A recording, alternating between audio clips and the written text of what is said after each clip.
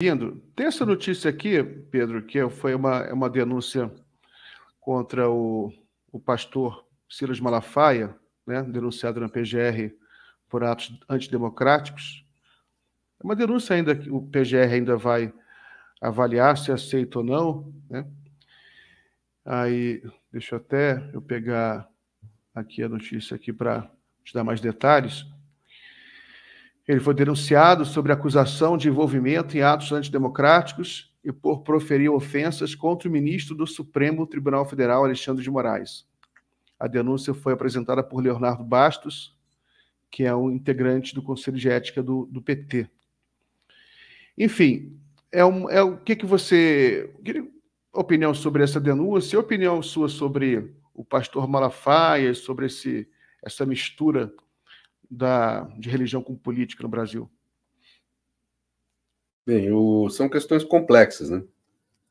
Eu, francamente, não sei exatamente qual a conduta que o Malafaia adotou, eu não estou por dentro. Tenho tido dias de muito trabalho, não tenho acompanhado o noticiário com tanta intensidade. Mas o que é importante ter como critério é que as pessoas podem criticar a democracia, não podem estimular a violência contra ela. A democracia convive com críticas a ela própria, faz parte do sistema, tem que fazer, né? Convive, inclusive, com extremismos, mas não convive com práticas violentas, né? Então tem que ver o que ele falou aí, para poder falar que ele eventualmente ofendeu o Estado Democrático de Direito, etc. Ofender o ministro, nós temos que entender, o ministro também não é intocável, né? Ele está sujeito a críticas, né? As suas decisões estão sujeitas a críticas, e eu diria que o judiciário mais do que os outros poderes, porque o executivo é controlado pelo legislativo e pelo judiciário. O legislativo é controlado pelo judiciário. O judiciário ninguém controla, ele é o que decide por último. O único controle que há na democracia com relação ao judiciário é a crítica às decisões judiciais, né? Você criar um constrangimento no ministro quando ele se equivoca, tal. A crítica feita em especial pela comunidade jurídica. No Brasil isso é muito mal articulado, porque professores de direito são muito mal remunerados em relação às outras atividades da profissão, comparativamente. Então, é tradição no Brasil você ter os professores de direito serem também advogados, também promotores, também juízes. Isso, para mim, é muito ruim, porque tira a independência da academia do direito para fazer a crítica às decisões judiciais, porque você tem independência dos juízes, né? Se é advogado, você depende dele para julgar teus casos. Se é juiz, você depende dele para julgar as suas decisões. Promotor também para julgar teus casos, né? Ou seja, você tem uma dependência do judiciário que é muito ruim. Por isso que a maioria dos países mais avançados em termos de democracia pagam bem os professores de direito e proíbem de exercer advocacia ou outras funções. Portugal, por exemplo, país próximo a nós aí, né? Os professores de direito, que são professores de escola oficial, etc., não podem nem exercer a magistratura, nem o Ministério Público, nem a advocacia, né? Então, mas isso tem um sentido na democracia, porque a escola de direito é a única que tem por incumbência primária fazer a crítica a um poder de Estado, que é a crítica mais relevante que tem, que é a técnica, é a jurídica mesmo, né? Quer dizer, agora, às vezes, agora o ministro, as decisões do judiciário também estão sujeitas à crítica política, em especial do Supremo, que é um órgão que interpreta imediatamente a Constituição. Interpretar imediatamente a Constituição é sempre uma função política. Não é uma função política estratégica, ou seja, não é uma função política que implique disputa de poder, mas é uma função política que implica razões de justiça. Então, ele está sujeito à crítica da comunidade em geral, da cidadania em geral. E, às vezes, há críticas mais ácidas. E, às vezes, até se resvala para a ilegalidade, se critica o ministro como pessoa. Mas a crítica ao ministro como pessoa não é um ato antidemocrático. É um delito comum, que deve ser apurado pelas instâncias ordinárias do judiciário. A crítica ao ministro se torna um ato antidemocrático quando busca atingir não o ministro, mas atingir o Supremo, a instituição e o Estado Democrático de Direito.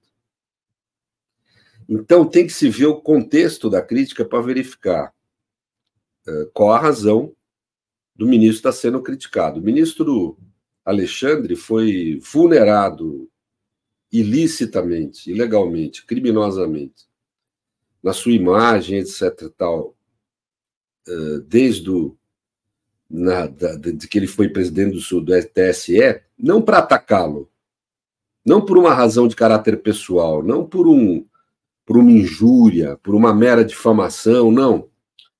Ele foi atacado como uma forma de se atacar o Supremo como guardião da Constituição, ou seja, se atacar a essência da democracia e o sistema de direitos. E isso realmente é um ato grave. Né? Mas não foi só o ministro Alexandre que foi atacado, aliás, o Supremo como um todo foi. Né? E aí nós temos que saber diferenciar. Uma coisa é você, eventualmente, até resvalar numa crítica indevida à pessoa do ministro. Outra coisa é atacar a existência da democracia, a existência do sistema de proteção de direitos. Aí é um ataque à democracia, principalmente se você faz uma crítica que não é propriamente uma crítica, mas um convite à violência, que é o que foi feito com relação ao ministro e à instituição. Quer dizer. E tanto foram feitos convites à violência, foi praticada violência contra o Supremo Tribunal, que foi destruído. Né? Eu não sei qual que é a participação do pastor Malafaia nisso, precisaria olhar o que ele falou, tudo para fazer uma análise específica disso, mas é esse critério que vai ter que ter. O contexto da crítica que ele fez foi uma crítica ácida, aí está dentro da liberdade de expressão, não tem o que se falar. Foi uma crítica à pessoa do ministro que implicou em injúria, difamação, calúnia, aí é um problema de crime comum que precisa ser tratado nesse ambiente. Implicou num convite à violência contra o judiciário, aí é crime contra a democracia.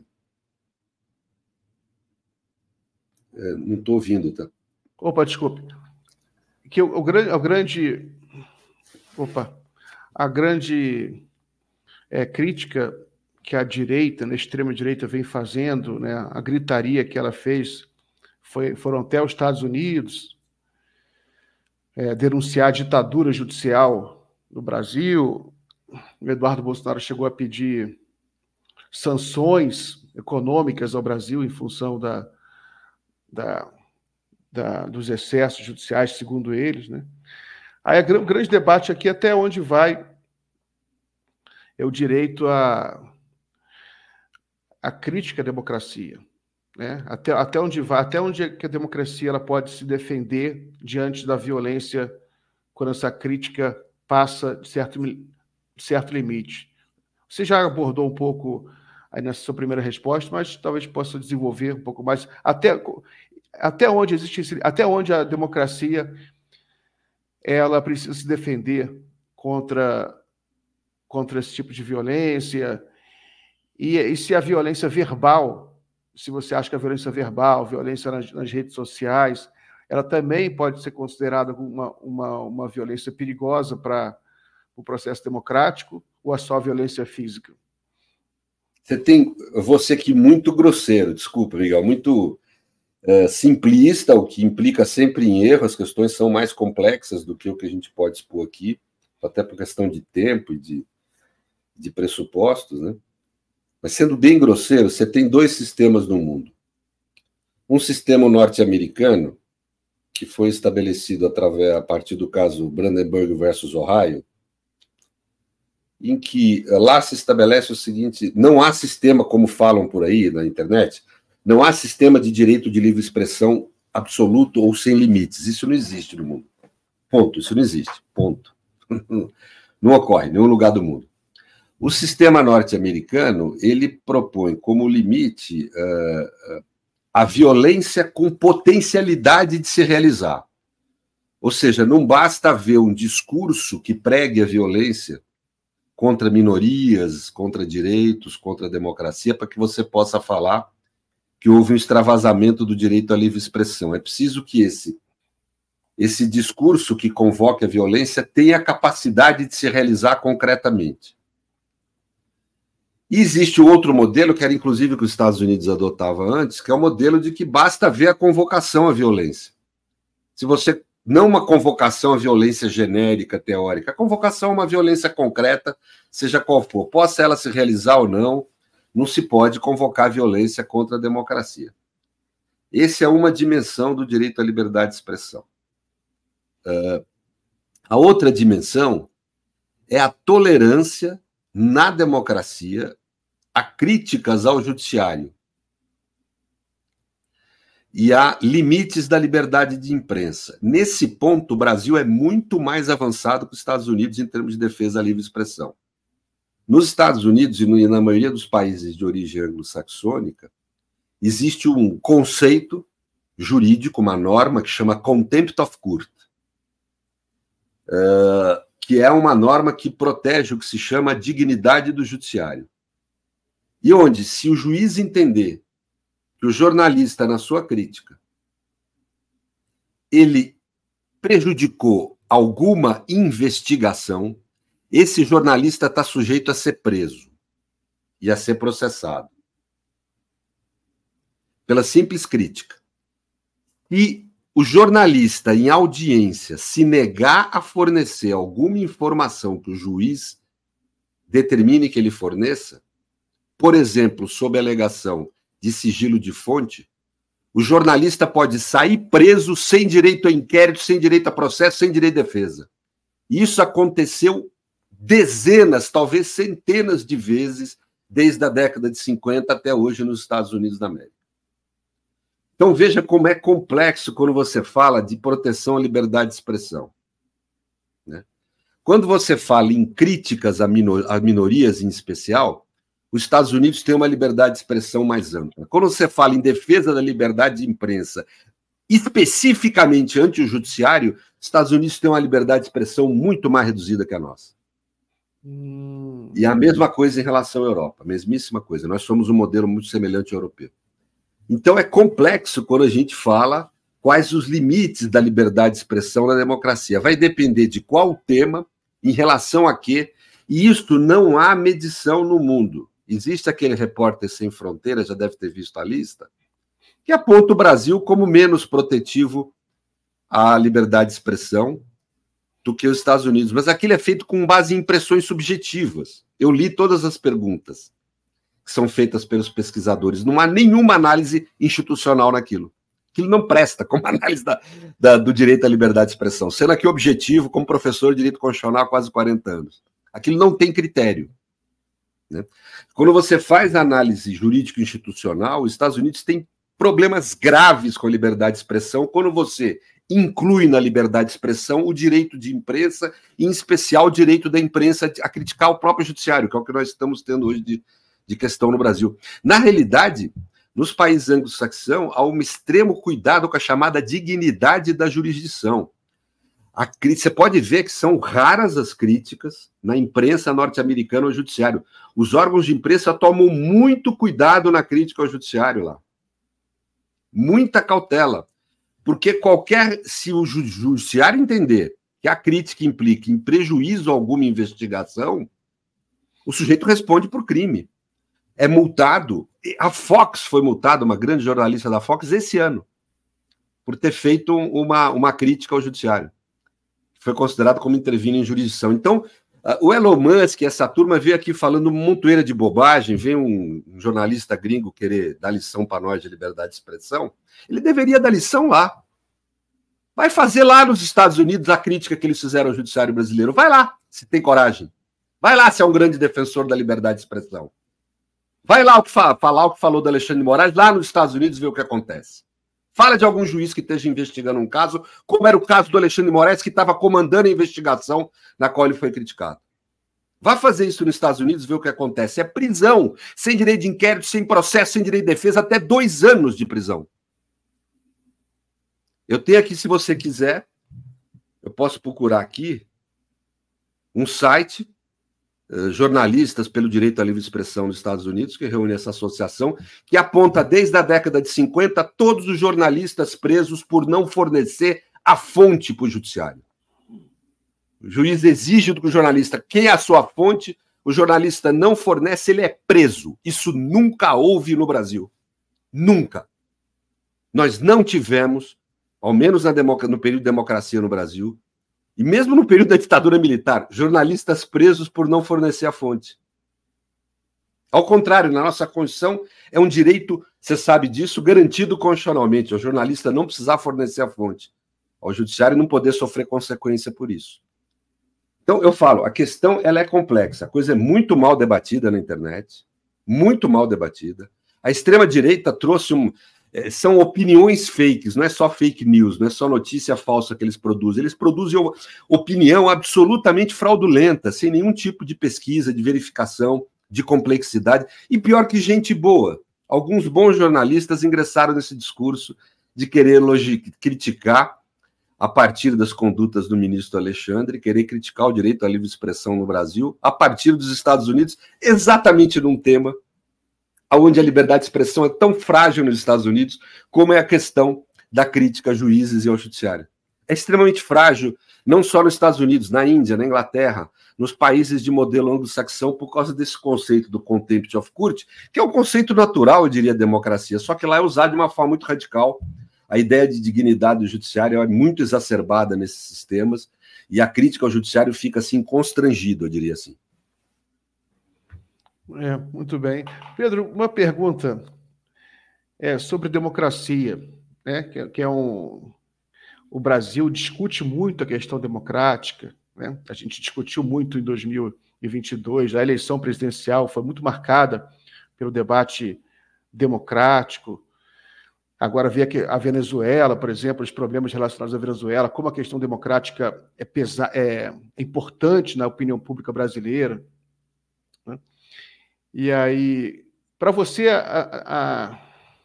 por exemplo, agora a gente tem também outros países, como a Rússia, a China, que tem outro regime, né?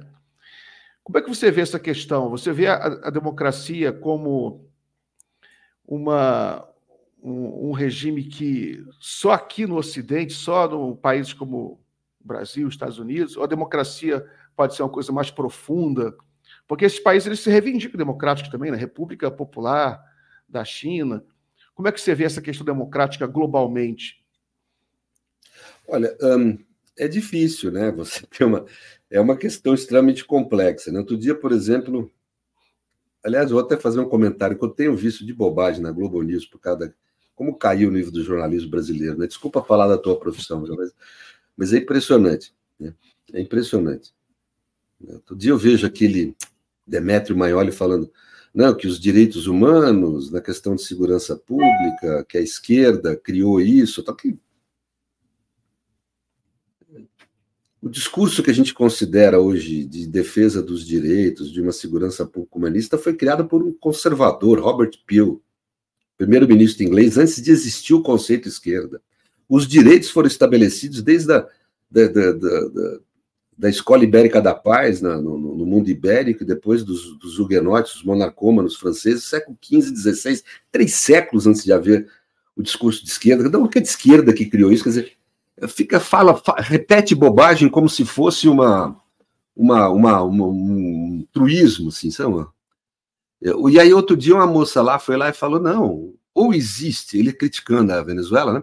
Ou existe democracia ou não existe, é que nem tá grávida. Não, não é assim, nunca foi assim, ninguém nunca entendeu assim. Existem intensidades, né? Você tem países que têm um regime democrático, são menos intensos, por exemplo, na proteção dos direitos. Como eu estou falando aqui, a liberdade de imprensa nos Estados Unidos, face à crítica ao judiciário, não em geral, face à crítica institucional ao judiciário, tem menos proteção que no Brasil. Você tem intensidades, né? Então, em especial, essa questão se tornou complexa no pós-guerra, porque com a primeira metade do século XX, eu diria para você, Miguel, que ela é marcada por um deslumbramento, e aí vamos dizer especificamente do que se chama mundo ocidental e adjacências, digamos assim, né? Um deslumbramento com a democracia universal recém-criada, né? Foi realmente uma grande conquista humana, na minha opinião. E se acreditava que decisões majoritárias como a sociedade como um todo estava representada ali, veja que nem nas revoluções americana, inglesa e francesa isso houve, né? Essas revoluções trouxeram como cidadão não qualquer pessoa, mas o homem branco dotado de patrimônio ou renda. Por isso que era chamada democracia burguesa, porque era burguesa mesmo, né? Aliás, era também machista e racista, né? Então, ela vai se transformar em democracia ocidental, perdão, universal, no correr do século XX, e ocasiona um certo deslumbramento. As pessoas começam a achar que, como pela primeira vez na história humana, se tinha decisões adotadas por representantes de toda a sociedade, as decisões majoritárias nesse ambiente seriam necessariamente justas, humanistas, e não foi o que aconteceu. A democracia universal acabou levando à ascensão do nazismo e do fascismo. Então, o pós-Segunda Guerra, ele vai ser a reconstrução do conceito de democracia. Você vai ter a ideia da democracia constitucional, ou seja, não basta haver soberania popular, tem que haver proteção aos direitos. Porque, às vezes, as maiorias levam a tiranias, né? Nós vivemos um pouco isso, um spray disso agora no governo Bolsonaro aqui no Brasil. Estamos vivendo com o bolsonarismo, nós estamos vendo como é que as maiorias, às vezes, conduzem a tiranias, né? Então, a proteção de direitos, para mim, das minorias, é absolutamente fundamental para você falar em democracia. E a crítica que eu faço a algum desses regimes que você falou. Mas se nós formos ver o mundo, a imensa maioria dos países não é propriamente democrático, não tem nenhum índice mínimo, nenhuma intensidade mínima de democracia, né? A crítica à Venezuela tem todo sentido. Eu tenho feito críticas demonstrando como que na Venezuela não há uma proteção mínima adequada aos direitos, e me reporto a isso ao relatório da Anistia Internacional de 2023 sobre a Venezuela. Agora, obviamente, a crítica norte-americana e da mídia à Venezuela não é porque ela não tem democracia, porque senão teriam que passar o tempo inteiro fazendo críticas a uma série de países do mundo, a maioria deles. A crítica é feita por causa do petróleo, é um mecanismo para as nações de primeiro mundo, em especial os Estados Unidos, se assenhorar dessa riqueza deles, né? E eles usam a fragilidade que o sistema da Venezuela tem, que é a fragilidade na proteção aos direitos. Eu nem acho que o problema lá é tanto soberania popular. Até agora, para mim, não ficou claro que houve fraude lá, não, né? Eu acho que o problema maior deles é proteção a direitos, né?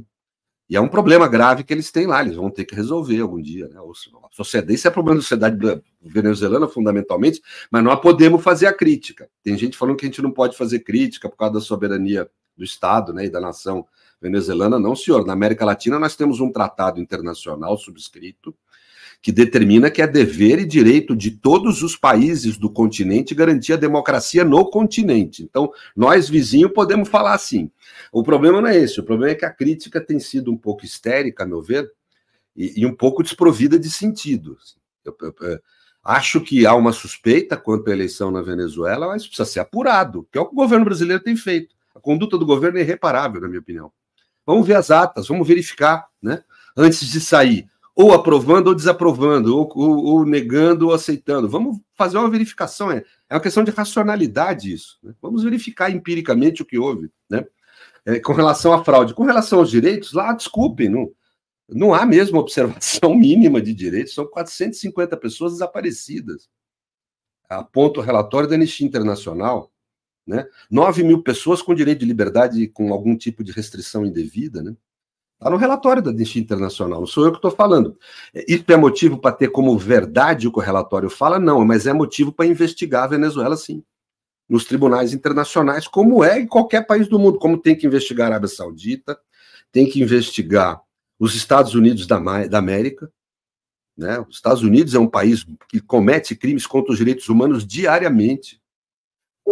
Vamos falar francamente, Miguel, um presidente dos Estados Unidos é um assassino. Ele manda matar gente sem processo, sem defesa, sem inquérito, todo dia. Todo dia. Manda matar gente, com drone, com não sei o quê, né?